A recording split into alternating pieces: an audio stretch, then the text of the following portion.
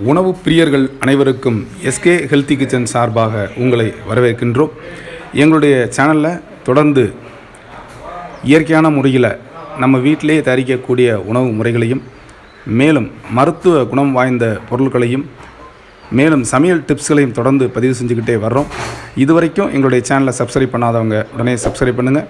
கூடவே தர்ற பெல்லைக்கான கிளிக் பண்ணுங்கள். இன்றைக்கி நமக்கு இந்த பதிவில் எப்படி இந்த பொன்னாங்கண்ணி கீரை சூப் தயாரிப்பது அப்படிங்கிறத பற்றி பார்க்கலாம். இந்த பொன்னாங்கண்ணி கீரை எங்கள் தோட்டத்திலேயே விளைஞ்சது.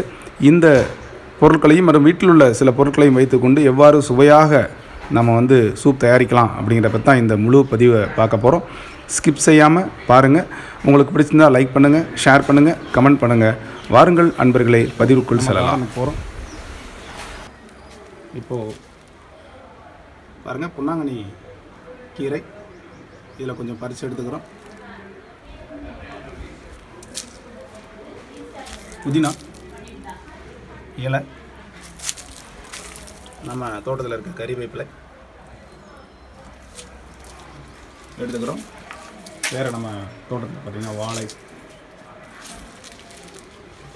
பாருங்கள் வெங்காயம் எல்லாம் போட்டிருக்கோம். செடிகள்லாம் வச்சுருக்கோம். இப்போது இந்த நம்ம வீட்டிலே இருக்கக்கூடிய மல்லிகை செடி இருக்குது, பொருளை வைத்துக்கொண்டு இப்போ நம்ம தயாரிக்கலாம். இப்போ பொன்னாங்கண்ணியை நல்லா அலசி எடுத்துக்கிட்டேன். இந்த கருவேப்பிலை, புதினா இருக்குது. நமக்கு தேவையான பொருட்கள்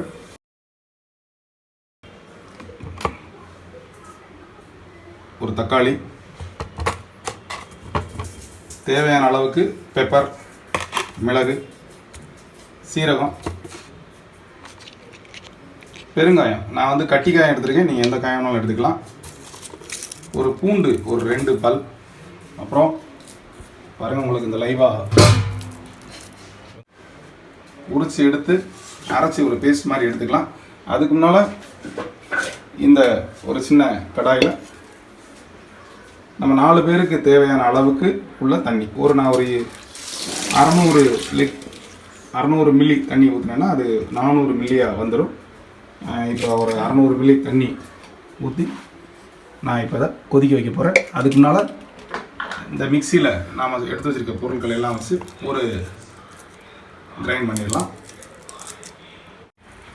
இப்போது இந்த தண்ணி கொதிக்கிற மாதிரி வந்துடுச்சு. இதில் நான் ஒரு பச்சை மிளகாய் கீரி போட்டுக்கிறேன். பெருங்காயம், இந்த பெருங்காயம் கட்டி காயம், நீங்கள் தூள் காயம் போட்டுருங்க. வெங்காயம், பூண்டு, சீரகம், மிளகு, தக்காளி எல்லாம் கொஞ்சம் கொஞ்சம் போட்டு எடுத்து அரைச்சி வச்சுருக்க கலவை உள்ளே போட போகிறோம்.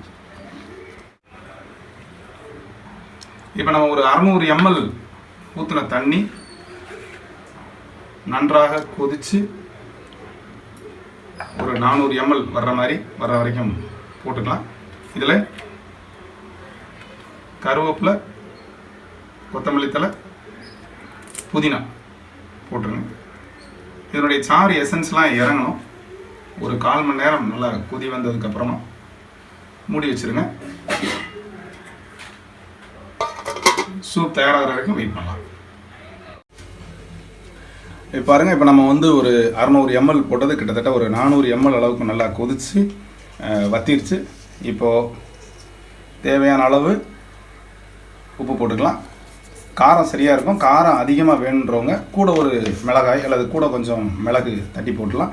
இப்போ இது பார்த்திங்கன்னா நெஞ்சு சளி, அப்புறம் ஜலதோஷம், காய்ச்சல் போன்ற எல்லாவற்றிற்கும் சிறந்தது. அதுவும் இப்போது இந்த கொரோனா தொற்று அப்படின்னு இருக்கிறதுனால அந்த நெஞ்சில் இருக்கக்கூடிய அல்லது தொண்டையில் இருக்கக்கூடிய கிருமிகள் அல்லது வைரஸ் எதுவாக இருந்தாலும் இந்த சூப் நல்ல பலனை கொடுக்கக்கூடியது. அந்த ஒரு 11 மணிக்கு நீங்கள் கொடுத்தீங்கன்னா மதியம் நாம் மட்டன், சிக்கன் போன்ற எது சாப்பிட்டாலும் சரி ஒரு நல்ல பசியை தூண்டக்கூடிய இந்த சூப் இப்போ கிட்டத்தட்ட தயாராகிருச்சு. இப்போது இந்த சூப் தயாராகிடுச்சு. மேலே கார்னிஷ் பண்ணுறதுக்காக அந்த புதினா இலைகள் மட்டும் போட்டிருக்கேன். இதை எல்லாருக்கும் நீங்கள் வீட்டிலே ப்ரிப்பேர் பண்ணுங்கள், லைக் பண்ணுங்கள். இந்த வீடியோ உங்களுக்கு பிடிச்சிருந்தா நீங்களும் செஞ்சு பாருங்கள். லைக் பண்ணுங்கள், ஷேர் பண்ணுங்கள். உங்கள் ஃப்ரெண்ட்ஸுக்கும் சொல்லுங்கள். இதுவரைக்கும் எங்களுடைய எஸ்கே ஹெல்த்தி கிச்சன் சேனலை சப்ஸ்கிரைப் பண்ணுங்கள். கூடவே இது ஒரு தெரிய அந்த பெல் ஐக்கானை கிளிக் பண்ணுங்கள். மீண்டும் ஒரு நல்லதொரு சமையல் டிப்ஸிலோ அல்லது சமையல் கலையிலோ உங்களை சந்திக்கும் வரை உங்களிடமிருந்து விடைபெறுவது எஸ்கே ஹெல்த்தி கிச்சன் சேனல். பாய்.